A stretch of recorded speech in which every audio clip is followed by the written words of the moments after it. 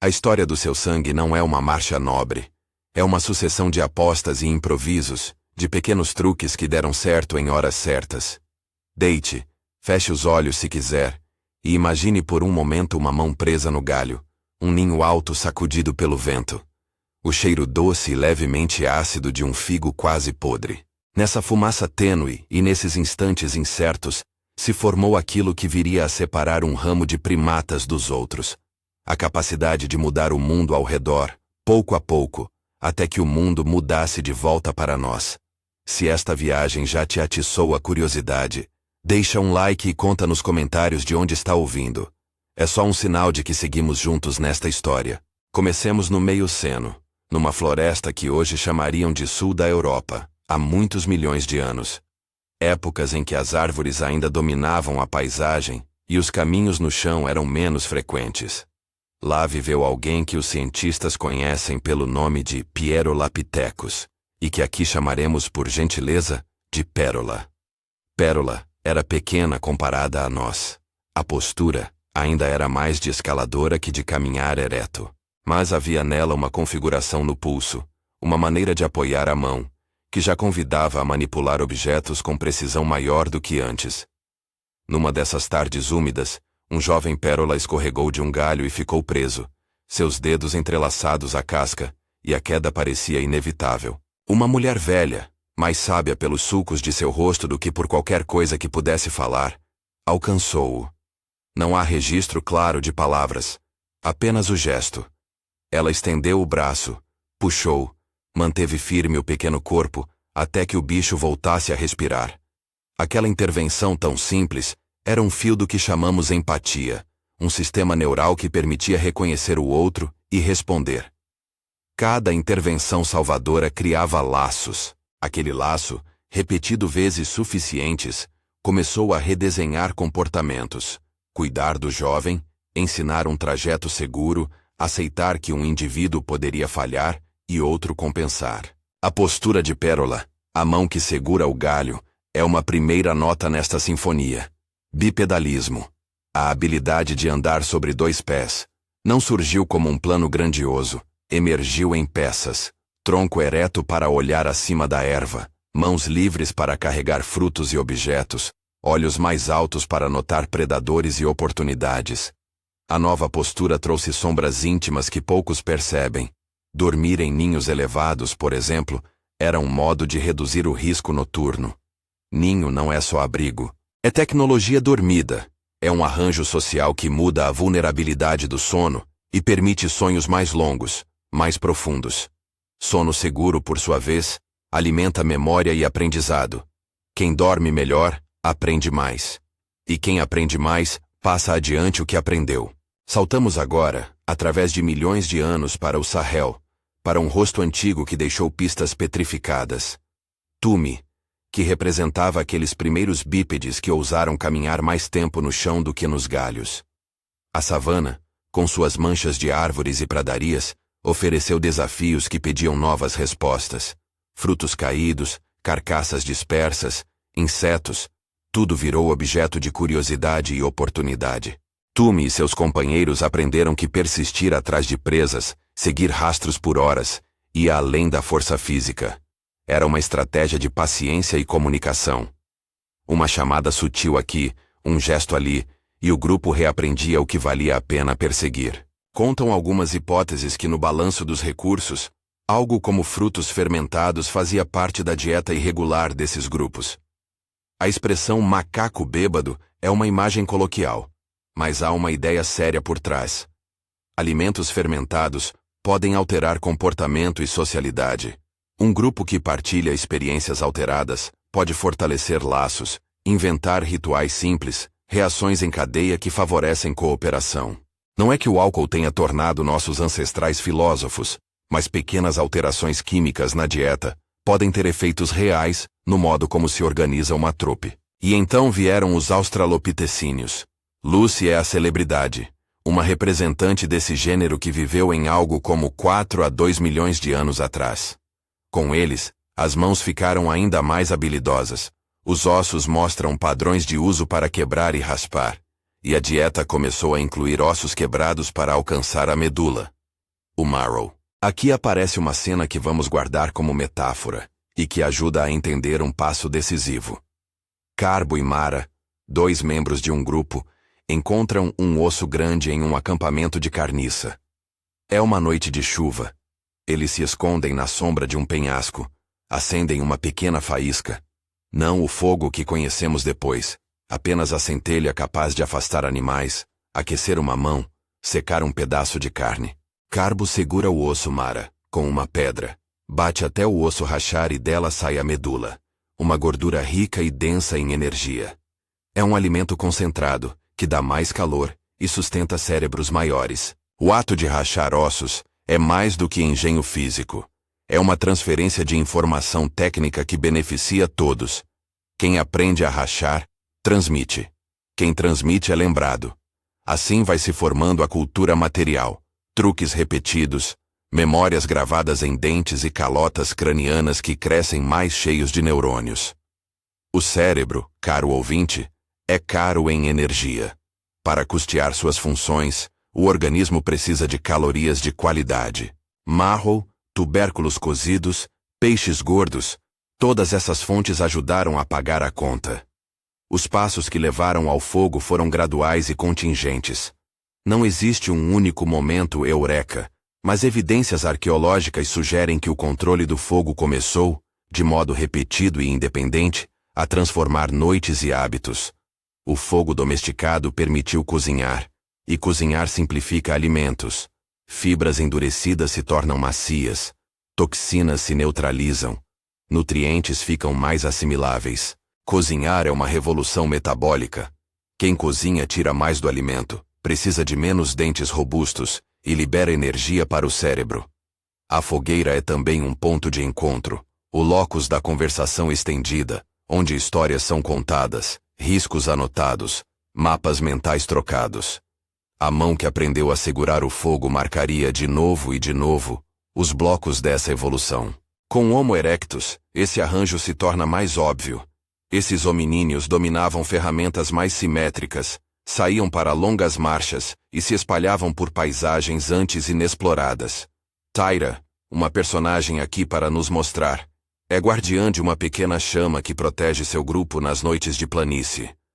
Ela mantém o fogo, observa o crepitar das chamas, e ao redor, jovens aprendem que o calor prolonga as conversas e alonga a memória cultural. As fogueiras são também pequenos centros de coordenação, divisão de tarefas, cuidado dos velhos, vigilância aos predadores e alguma ordem que substitui o caos noturno.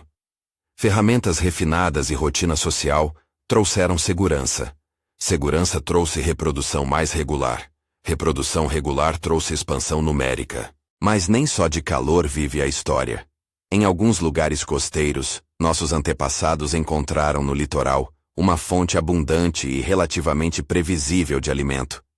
Sítios como o Pinnacle Point, na África do Sul, indicam que o uso de recursos marinhos, mariscos, peixes, algas, pode ter sido um fator importante na dieta de alguns grupos há dezenas de milhares de anos. Alimentos marinhos tendem a ser ricos em ácidos graxos essenciais como o DHA, importantes para o desenvolvimento cerebral. Hipóteses sugerem que dietas com mais mariscos contribuíram para um upgrade cognitivo em algumas populações. Não foi um único ingrediente mágico, mas um conjunto. Melhor nutrição, fogo, ferramentas e redes de transmissão cultural. E a avó? Não é apenas uma imagem romântica. A hipótese da avó, ainda debatida, propõe que a presença de indivíduos pós-reprodutivos, que cuidam dos netos, aumenta a sobrevivência das crias e favorece a transmissão de conhecimento. Uma avó que conhece as estações, sabe onde armazenar tubérculos ou onde cairá a chuva, compartilha esse tecido de informações e, por isso, enriquece a memória coletiva do grupo. Redes familiares mais longas, com membros que sobrevivem além do pico reprodutivo, promovem acúmulo cultural. É outra vantagem sutil, quase invisível, mas real. Chega um momento em que as populações humanas se tornam mais móveis e mais conectadas. Surgem rotas de fluxo de pessoas e ideias. Conchas e ocre viajam longe das praias onde foram coletadas. Instrumentos simples mostram semelhanças surpreendentes em locais distantes. Essas redes de troca são motores de inovação. Uma ideia que emerge em um lugar pode, por contato, ser testada e transformada em outro. A cooperação em escala maior, mesmo que limitada, transforma a paisagem adaptativa. Então o mundo se abre a saídas. Pegue um mapa mental. De uma África que abrigou diversos grupos, alguns parteiras de inovação, partem ondas que cruzam desertos, florestas e mares.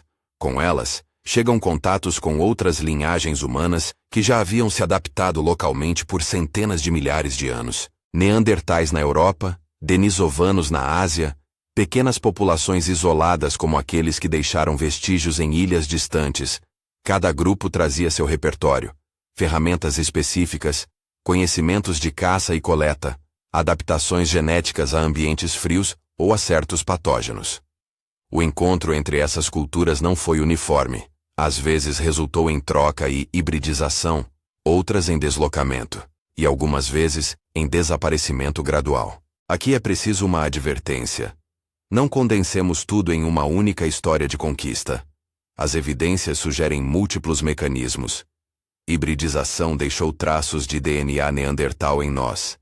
Em alguns casos, contribuiu para adaptações imunológicas.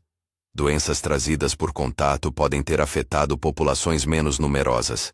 Mudanças climáticas, em especial, as que reduziram habitats e criaram gargalos demográficos, fragilizaram grupos isolados, tornando-os mais vulneráveis a variações súbitas. Além disso, vantagem demográfica, populações maiores e mais densas, pode acelerar deslocamento.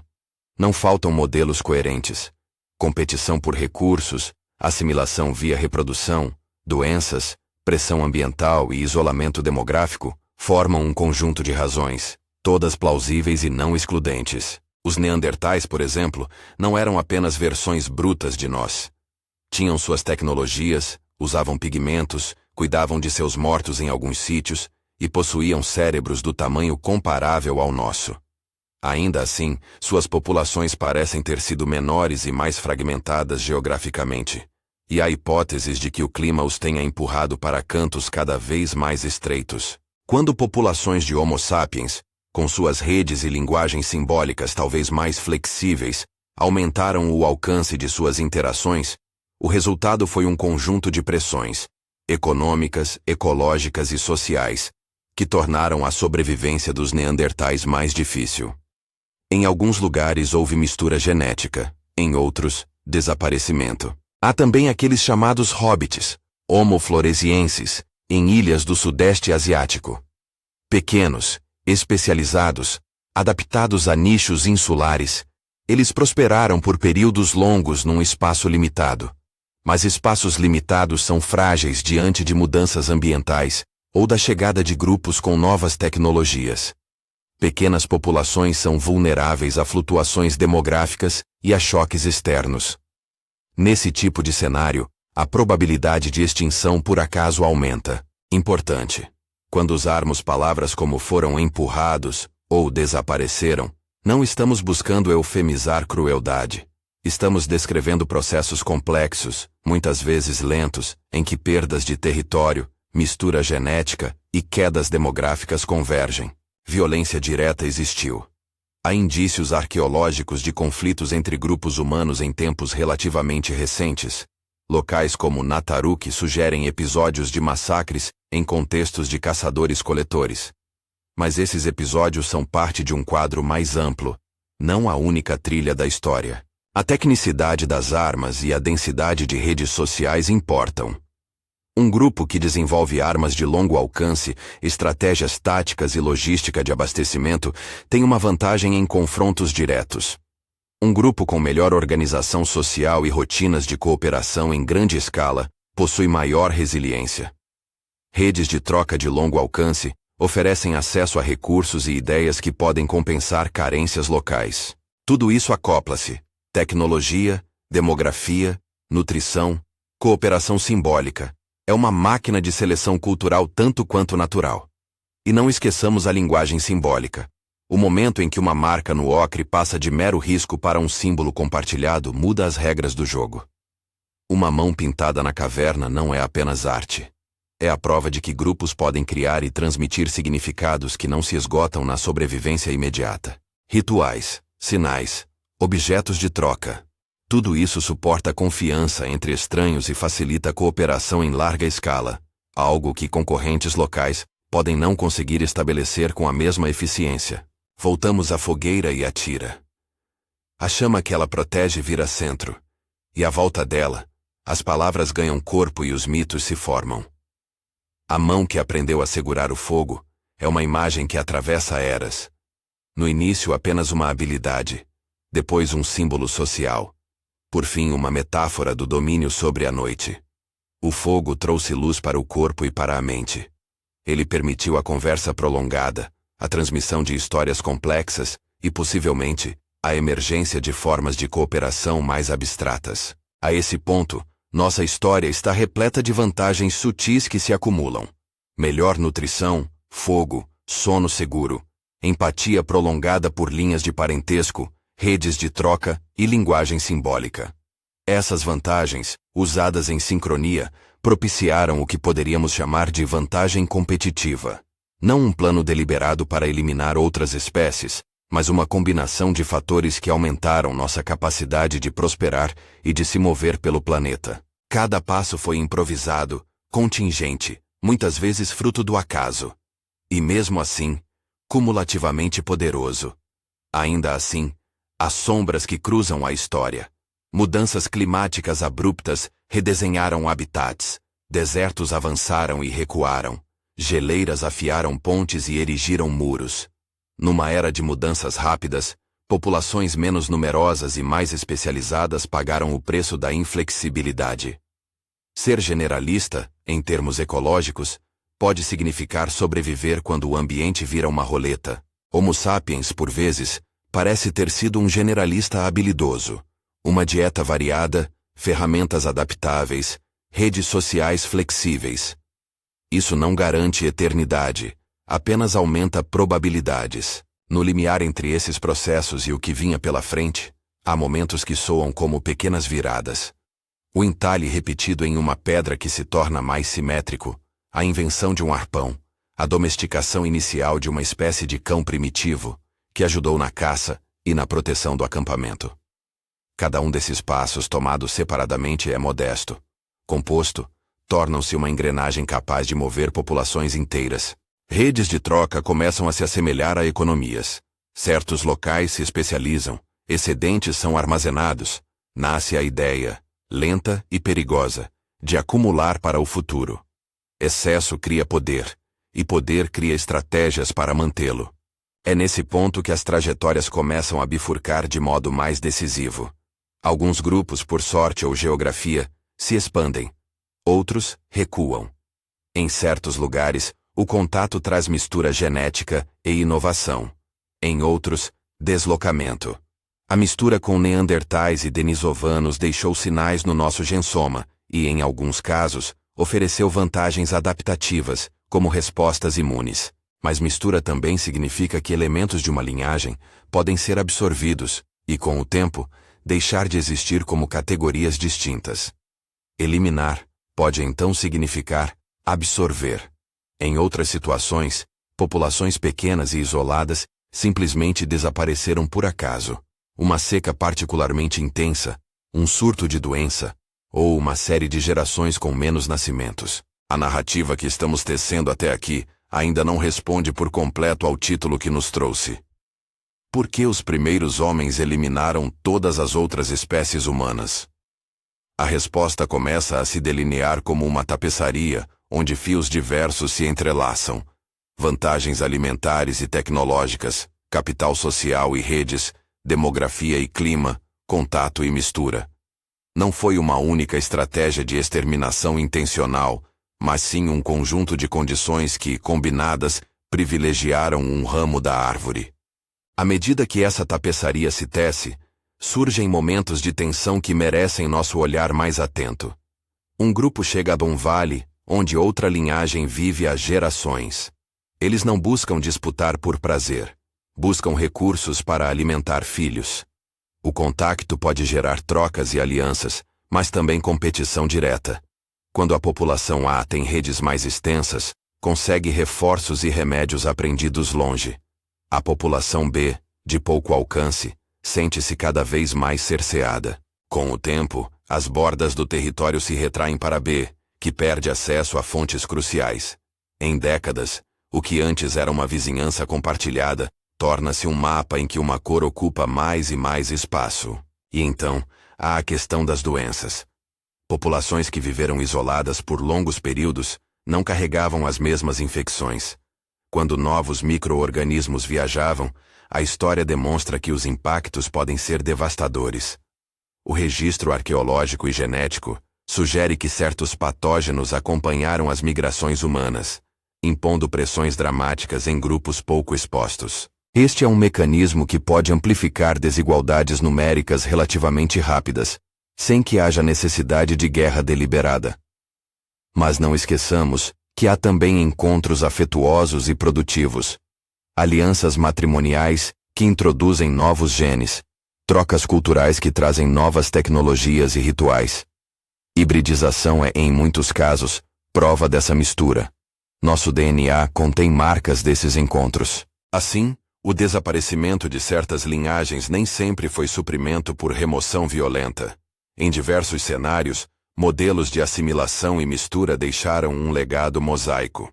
E enquanto isso, a cultura humaniza suas próprias armas.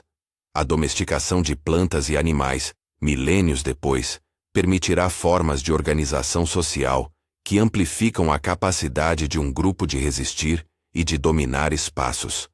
Mas isso é assunto para adiante, quando a cena muda para aldeias, para celeiros e para aquilo que chamamos de cidade. Por agora, continuemos a olhar para as fogueiras, para os ninhos, para as mãos marcadas em ocre. Lembranças de que o humano é desde cedo um acumulador de truques. A mão que aprendeu a segurar o fogo aparece de novo, como um refrão, primeira promessa de permanência. E nesse refrão, cabe a ideia de que nada aqui foi predestinado. A sobrevivência de Homo sapiens é uma confluência de coisas: acaso e cálculo, genética e cultura, frio e fome, e uma outra forma de conversa. Ao reunir estas peças, não fazemos um tribunal moral, contamos uma história de causas entrelaçadas. E é nessa teia que começam a surgir perguntas mais duras. Quais escolhas culturais aceleraram a marcha para a expansão? Quais inovações, pensadas para resolver problemas cotidianos, tiveram efeitos colaterais devastadores para outros humanos? É tempo de olhar mais de perto para uma inovação que se mostra decisiva: a linguagem simbólica avançada. Não é apenas a habilidade de articular sons, é a capacidade de criar e partilhar representações que não se limitam ao imediatismo. Um símbolo promove confiança entre estranhos. Um mito facilita a cooperação em grupos maiores.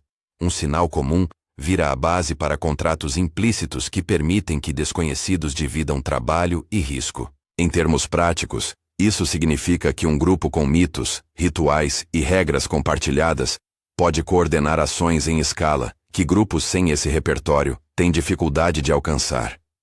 Quando a cooperação se organiza além do parente imediato, nasce a possibilidade de formar coalizões extensas, um trunfo demográfico e estratégico. Por ora, deixemos que essas imagens fiquem flutuando. Pérola no galho, a avó que guia, Carbo e Mara sob a chuva rachando o osso, Tira junto ao fogo. A mão que segurou o fogo percorre as eras como um fio condutor. A próxima parte dessa história vai levar-nos para além das fogueiras, para as costas e vales onde grupos se encontram, colidem e misturam. Lá, a dança entre cooperação e competição ganha novas melodias, e as escolhas antigas mostram consequências que nenhum ancestral poderia ter previsto. Quando as fogueiras se tornaram pontos de encontro e as rotas se transformaram em caminhos que ligavam praias a vales, começava a se desenrolar uma série de encontros que haveriam de mudar tudo. Imagine agora uma enseada fria, um vale cortado por um rio, e um grupo de seres muito parecidos conosco, aproximando-se com redes de conchas penduradas nos cintos, olhos atentos ao vento. Entre eles, há uma mulher chamada Denai, uma figura inventada para nos ajudar a sentir. E do lado oposto da colina, vive um grupo cujas vidas já se desenrolaram naquele relevo por centenas de gerações. Os que mais tarde chamaremos de Neandertais. Eles têm nomes próprios neste espaço de história, de modos de contar que preservam a dignidade de vidas passadas. Uma caçadora chamada Ellen, um ancião que conhece todas as pedras de um leito seco, uma jovem que pinta as mãos com pigmento vermelho nas noites de lua. O primeiro contato não é uma única cena dramática, é uma sequência de pequenos gestos e mal-entendidos, algumas trocas de objetos, encontros que alternam curiosidade e cautela. Às vezes, um objeto bonito, uma conta de concha, um fragmento de sílex trabalhado, atravessa a distância entre grupos e torna-se moeda de confiança. Noutras ocasiões, um encontro termina sem mais do que passos afastando-se. Em alguns lugares, há provas de que os contatos foram mais intensos. Restos de ossos que carregam marcas de ferramentas que se originaram além do horizonte local. No genoma de populações atuais, pequenas assinaturas de genes que vieram de vizinhos desaparecidos. Essas assinaturas genéticas são uma lembrança em código. Uma pequena porcentagem do nosso DNA carrega ecos de encontros antigos. Estimativas sugerem que pessoas de fora da África carregam algo como 1 a 4% de DNA neandertal, enquanto populações na Oceania e partes do Sudeste Asiático mostram traços mais substanciais de algo vindo de uma linhagem chamada denisovanos. Essas não são meras curiosidades. Em alguns casos, variantes herdadas daquela mistura ajudaram a responder a desafios biológicos específicos, respostas imunes, adaptações ao frio, mesmo variações na fisiologia. Mas a presença genética é só um dos modos pelos quais essas trocas se manifestaram. Em muitos casos, mistura e assimilação foram apenas parte do processo. Em outros, o resultado foi deslocamento, perda de território e, lentamente, desaparecimento. Pensemos na dinâmica demográfica como um jogo de marés. Um grupo com redes amplas e mais indivíduos tem maior chance de resistir a secas, surtos e flutuações. Aumentos pequenos na fertilidade, somados à capacidade de transportar alimentos por longas distâncias ou de acessar diferentes fontes em épocas variadas, criam um colchão demográfico que absorve choques. Quando uma população numerosa se encontra com uma população menor, o efeito não é sempre dramático e imediato. Mas no decorrer de gerações, a diferença de números corrói a presença do grupo menor em certos territórios. As bordas da ocupação encolhem, as rotas de acesso são perdidas e, com o tempo, o que restou pode ser absorvido ou confinado a espaços marginalizados. A tecnologia e a cultura compõem camadas que amplificam ou mitigam esse processo. Um tipo de arma que permite caçar à distância, um atlatão, uma lança arremessada com precisão, mais tarde um arco, muda a relação de risco. Ferramentas que melhoram a eficiência na coleta de alimentos, recipientes que permitem armazenar excedentes, tecidos que aquecem, barcos que cruzam canais. Cada item é uma peça em um quebra-cabeça complexo. Redes de troca servem como amortecedor. Se um grupo perde seu suprimento local, pode receber auxílio de aliados a muitos dias de marcha. Essas conexões sociais são, em muitos sentidos, tão importantes quanto a lâmina mais afiada. E há outra força invisível que ocasionalmente age com efeito rápido e devastador: a doença.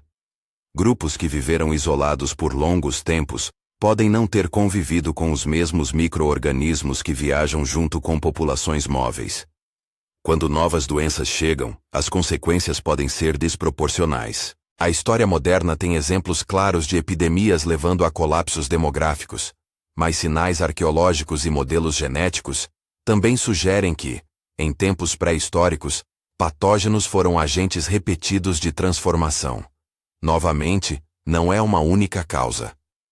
Atravessados por contato, clima e demografia, surtos podem acelerar tendências já em curso, reduzindo populações e tornando a sobrevivência de linhagens menores improvável. Agora, imagine um grupo de ilhas no Sudeste Asiático, onde vive alguém que chamaremos de Liu, representando o Homo floresiensis, os chamados hobbits. Pequenos em estatura, Adaptados a uma vida isolada entre florestas e rochas, esses grupos prosperaram durante eras em nichos estreitos. Em ilhas, as trajetórias evolutivas costumam fazer curvas inesperadas. Tamanho reduzido, dietas especializadas, comportamento singular. Mas ilhas são frágeis. Mudanças ambientais, subida do mar, secas prolongadas, chegada de novos predadores, e mais tarde, contato com viajantes portadores de cães, fogo mais intenso, ferramentas novas, podem empurrar populações já pequenas para um beco de extinção demográfica. Em muitos casos, o desaparecimento de uma linhagem insular se dá sem confronto explícito. Perdida por acaso, por perda de habitat, por diminuição de nascimentos, por combinação de choques. Voltando ao continente, a interação entre Homo sapiens e outras linhagens assume formas variadas. Existem sítios arqueológicos que nos oferecem pistas mistas, indícios de coexistência por décadas ou séculos, traços de troca, áreas de conflito. Alguns locais sugerem que grupos se entrelaçaram culturalmente. Outros apontam para uma pressão mais unilateral. A lição aqui é humilde. Os resultados foram locais, contextuais e diversos. Não há uma única história que cubra todos os lugares e tempos. Há muitas histórias, cada qual com suas peculiaridades. Com o acúmulo de vantagens sutis, melhor nutrição em certos locais, controle do fogo, redes de cooperação mais efetivas, linguagem simbólica que amplia a confiança entre estranhos. Algumas populações de Homo sapiens foram capazes de se espalhar com uma resiliência que outros grupos, por razões ecológicas e demográficas, não conseguiram replicar. Em paralelo, processos de mistura genética foram deixando traços, enquanto epidemias, mudanças climáticas e flutuações populacionais reduziam a presença de outras linhagens. O resultado foi heterogêneo. Em alguns lugares houve assimilação, em outros, desaparecimento. Em alguns, um mosaico de genes e comportamentos que hoje reconhecemos no nosso próprio corpo. A história não termina com o último laço de concha trocado, ou com a última fogueira extinta. Milênios separam esses encontros daqueles que viriam com o advento da agricultura. A transição de caçadores-coletores para sociedades assentadas abriu uma nova janela de possibilidades e de riscos. Onde antes havia mobilidade e dispersão demográfica, passaram a surgir aldeias permanentes, silos de grãos e estruturas que permitiam o acúmulo. O excedente tornou possível sustentar estratos não produtores, líderes, artesãos especializados, guerreiros treinados. Armazenamento de alimento criou poder. Poder gerou incentivos para protegê-lo e expandi-lo. Em termos evolutivos e históricos, isso alterou profundamente a forma como sociedades interagiam.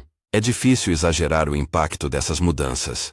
Cidades nascentes significavam concentrações de pessoas que podiam cooperar em larga escala, mas também núcleos onde doenças circulavam com maior facilidade. Exércitos e grupos organizados passaram a existir em formas que os caçadores-coletores raramente conheciam. E as próprias tecnologias de guerra evoluíram. Estruturas defensivas, estratégias de cerco, ferramentas de combate especializadas. Quando populações com essas capacidades se encontravam, a dinâmica de deslocamento e extinção podia se acelerar. Há sítios arqueológicos que apontam para a violência organizada já no fim do Pleistoceno e no início do Holoceno. O registro de Nataruki, por exemplo, datações aproximadas sugerem algo na ordem de 10.000 anos atrás. Trouxe à luz um conjunto de restos humanos com sinais de trauma, interpretados por alguns pesquisadores como episódios de conflito intergrupal entre caçadores-coletores. Esse é um exemplo entre muitos que mostram que a violência organizada é uma peça do quebra-cabeça, ainda que não seja o todo.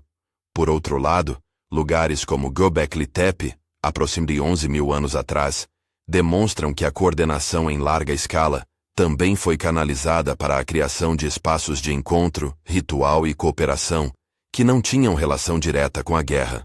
Monumentos e práticas rituais puderam reforçar identidades coletivas, promover alianças e, em alguns casos, amortecer conflitos ao fornecer um tecido comum de referências simbólicas. Assim, As mesmas capacidades que permitem a guerra também possibilitam a construção de confiança e laços que cruzam distâncias sociais. Ao considerar por que outras espécies humanas desapareceram, um termo que, repetimos, pode significar vários processos: extermínio direto, deslocamento demográfico, assimilação genética, extinção por redução de nicho, é útil imaginar uma cena final que sintetiza muitas forças. Visualize uma planície onde, em uma margem, um grupo ocupa cabanas provisórias e conhece todos os arredores. Na outra margem, um grupo maior, ligado por redes longas, aparece com canoas, cães domesticados, flechas recurvadas e uma linguagem repleta de sinais que facilitam a cooperação. Ao longo de gerações, os mais numerosos pressionam com comércio, com acordos matrimoniais, com doenças trazidas em viagens, com estratégias de caça que tornam certas presas mais raras. Pequenos desastres climáticos que antes eram superáveis tornam-se fatais para os grupos confinados. Em décadas, os limites geográficos recuam. Em alguns casos, há mistura. Filhos nascem com genes de ambos os lados e a linhagem local dissolve-se gradualmente no mosaico genético da descendência. Em outros, o tipo local deixa de existir como categoria reconhecível. Não é uma história de vilões e heróis, é um coro de forças que, em conjunto, favoreceram algumas trajetórias e apagaram outras. É importante não enunciar essa história como uma narrativa moral determinista. Agentes históricos agiram com intenções imediatas: procurar comida, proteger sua prole, transmitir conhecimento. A maioria das transformações foi cumulativa, e muitas vezes não intencional no sentido moderno de destruir uma espécie. Ainda assim, o efeito agregado foi a diminuição da diversidade humana antiga. A nossa sobrevivência, tal como a experimentamos hoje, é produto de um emaranhado onde acaso e adaptação se entrelaçam. Ao nos aproximarmos do presente, outras escolhas humanas tornam-se relevantes para entender a continuidade da nossa linhagem. A domesticação de plantas e animais não foi apenas uma resposta à abundância local. Foi uma máquina de transformação social. Lombardia de grãos armazenados, cercas e estratificação social permitiram que alguns grupos crescessem numericamente e consolidassem territórios de forma mais estável. Esses processos, emparelhados com a capacidade de travar guerras organizadas, criaram condições nas quais populações consolidadas poderiam expandir-se de modo ainda mais dramático. Em alguns locais, as sociedades emergentes repetiram padrões de competição que, nas escalas anteriores, tinham sido menos pronunciados. Em outras palavras, o caminho que começou com a mão que agarrou um figo fermentado, continuou com estruturas muito maiores e mais duradouras. Mas a história não é apenas um catálogo de perdas. Há também continuidade de formas, de memórias e de técnicas. O gesto de rachar um osso para alcançar a medula, a forma de manter uma chama viva por noites seguidas, a prática de esconder conchas e usá-las como sinal de pertencimento. Tudo isso atravessou as eras como tradições técnicas e afetivas. Muito do que somos hoje carrega traços desses acúmulos, tanto em nossos corpos quanto nas nossas culturas. O fato de carregarmos genes de outras linhagens não diminui a singularidade de cada uma delas. Antes nos lembra da intensa mistura que fez de nós o que somos. Chegamos então a uma resposta que respeita o título que nos guiou. Por que os primeiros humanos eliminaram todas as outras espécies humanas? A resposta é que, em muitos lugares, não houve uma única ação de eliminar, no sentido de um propósito deliberado e universal. Houve, em vez disso, uma confluência de fatores que, somados ao longo de milhares de anos, produziram a mesma consequência maciça. Algumas linhagens persistiram, outras desapareciam, enquanto traços sobreviviam por via genética ou cultural. Entre esses fatores estão a vantagem nutricional em certos contextos, o domínio do fogo e do cozimento, a construção de redes sociais amplas, a capacidade de cooperação em larga escala sustentada pela linguagem simbólica, a demografia favorável, a exposição diferencial a doenças, as mudanças climáticas e, por vezes, a violência organizada. Tudo isso operou de forma local e histórica, não como uma política universal. É uma conclusão pouco grandiosa, e talvez reconfortante em sua honestidade. Não fomos escolhidos por uma providência súbita, fomos o resultado de enredos complexos, perigosos e muitas vezes tristes. Carregamos em nossos genes e práticas ecos de vizinhos que não mais existem como grupos visíveis. Isso nos dá um dever peculiar: reconhecer que a nossa sobrevivência não é uma nota de mérito, mas uma responsabilidade. A mesma capacidade que permitiu que nos espalhássemos e nos organizássemos traz hoje o poder de alterar ecossistemas inteiros. Onde antes havia espaços onde linhas humanas diversas respiravam, agora resta um mundo dominado por uma só espécie. O que faremos com essa singularidade é a pergunta que nos cabe. Antes de encerrar, deixemos que algumas imagens circulem, suaves, como se a brisa da noite nascesse outra vez. Volte por um momento à cena do ninho alto, ao calor de uma fogueira que ilumina rostos pintados com ocre. Imagine as mãos que aprendem a aquecer outra mão, o som de uma canção que ajuda a lembrar rotas e coleções. Lembre-se da avó que conta o lugar onde os safos crescem, da menina que aprendeu a rachar um osso e foi celebrada. Todas essas cenas formam um tapeçário. Não somos apenas o produto de violência ou de triunfo, mas de um conjunto de hábitos, riscos e generosidades compartilhadas. E a mão que aprendeu a segurar o fogo. Ela surge de novo, não como símbolo de dominação, mas como testemunha da nossa aptidão para transformar o ambiente, e com ele, o destino de outros. Que essa imagem nos acompanhe, enquanto baixamos a voz e nos preparamos para o sono. Uma mão calorosa, uma brasa que passa de um par de mãos para outro, e uma história antiga que nos lembra de fragilidade e de vínculo. Se esta viagem te tocou, inscreva-se para mais histórias como esta. Durma pensando que o ramo humano ainda cresce, que carregamos com responsabilidade o que herdamos, e que, como aqueles que vieram antes, cada gesto, acender uma chama, contar uma história, proteger um ninho, ajuda a escrever o próximo capítulo. Boa noite.